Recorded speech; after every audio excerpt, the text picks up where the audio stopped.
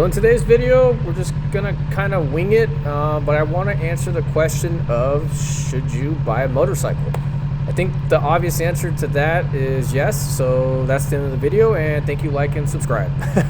I'm just kidding, but seriously though, I'm just gonna kind of wing this video. This is gonna be my first time trying to talk through like the whole video and just provide some content and just my ideas. So yeah, anyways, back to the question of should you buy a motorcycle. I think there's a couple of factors that really played into my answer when I decided to buy one.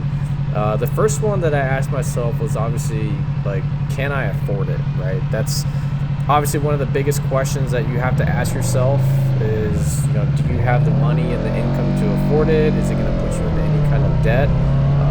You'll see some bikes kind of range anywhere from about $4,000 to upwards of like $30,000. Obviously, that's on the extreme end, especially the $30,000 side. That's like your what are those, like the H2s or whatever? Which personally, I don't think that I'll ever end up getting that kind of bike. I really enjoy my Ninja 650. But yeah, really, if you're looking for like a beginner bike, you can definitely get away with maybe a couple grand. So financing that, depending on where you go, how much your out the door prices, can range anywhere from maybe a couple $100s or even less to finance it. And then obviously if you have enough, paying it outright would be nice. But yeah, like basically just kind of look at how much you can afford, what kind of bike you're looking at, and you also can't forget that you have to have insurance, right? So insurance can definitely also cost a couple $100s a month.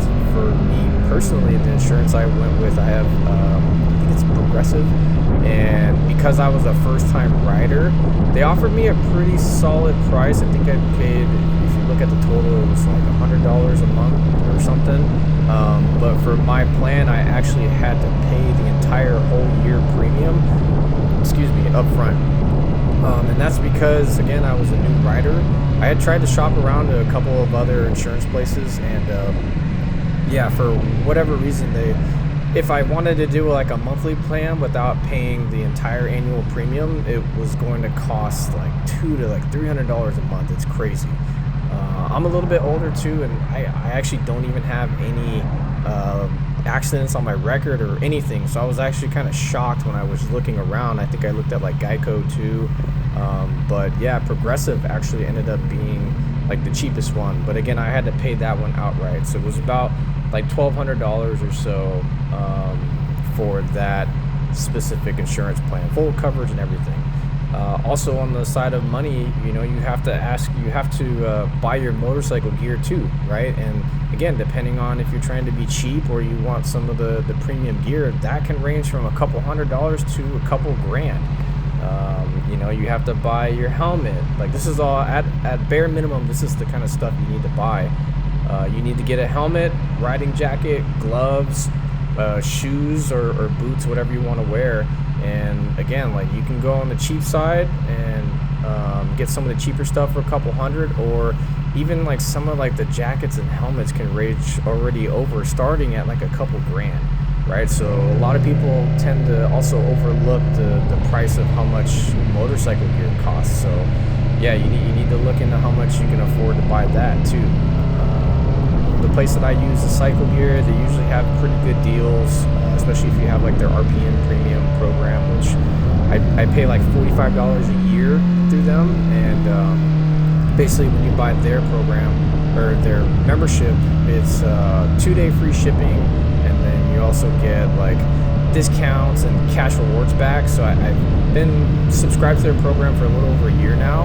Again, I paid $45, but the return that I've got just from the cash rewards has been over to like $400 or something like that. It's set on my account, so definitely worth it. But yeah, so outside of that, after you kind of figured that out, you also want to ask yourself, what kind of riding do you want to do? There's different kinds of bikes. Obviously, I'm on a sport bike, but you also have like cruisers, you have those adventure touring bikes. There's just all kinds of different bikes. So you need to ask yourself, what kind of riding do you see yourself doing? Do you want to ride around town and kind of be more comfortable? You trying to be like a super cool dude and get one of the super sport bikes or something, or you maybe want to get like a Harley or something. I don't know.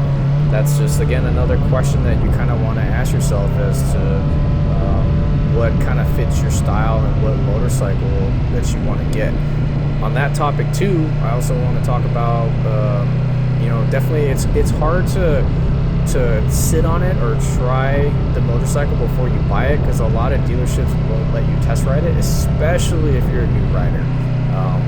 I went to a couple of different dealerships and there was no such thing as test riding the motorcycle, because it's just a liability, right? So that's a hard thing too. So maybe if you can try out one of your buddies, friends or something, or even taking like a course or something, like the basic riders course through the Motorcycle Safety Foundation. Like try different bikes out, because you really don't know what kind of bike you're gonna like until you sit on it and actually ride it.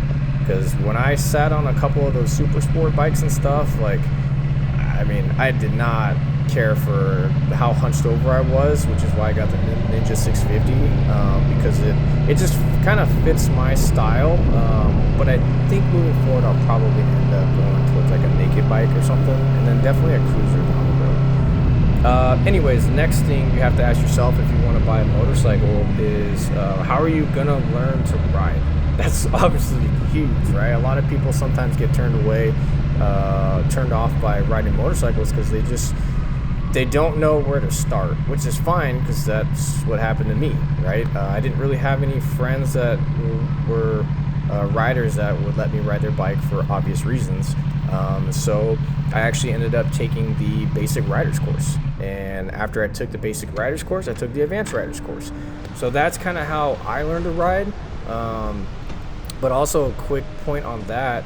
When you do take those basic riders courses and you do take that advanced rider course, each time you take those courses, you actually get a one-time 20% off item at Cycle Gear. So that's kind of like another incentive to just buy all your stuff or whatever through Cycle Gear, because I bought like some of the like higher end jackets and stuff, and getting 20% off literally saved me like a couple $100s, right? So not only do you get to kind of learn how to ride through the basic riders course, you also save some money on it.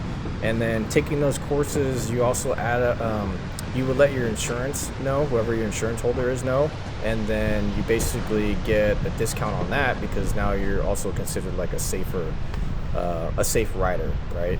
So yeah, those are just a couple of things. Yeah, it's pretty simple, guys. If you just kind of ask yourself these questions, again, like, can you afford to ride?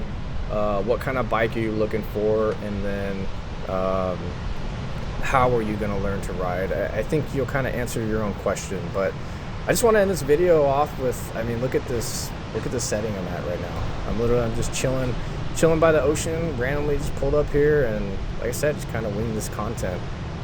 So yeah, I really hope this kind of helps you guys figure out if you want to buy one or not. Again, it kind of took me a while, but once I was able to answer those questions, I just pulled the trigger. So yeah, hopefully you guys are liking my content.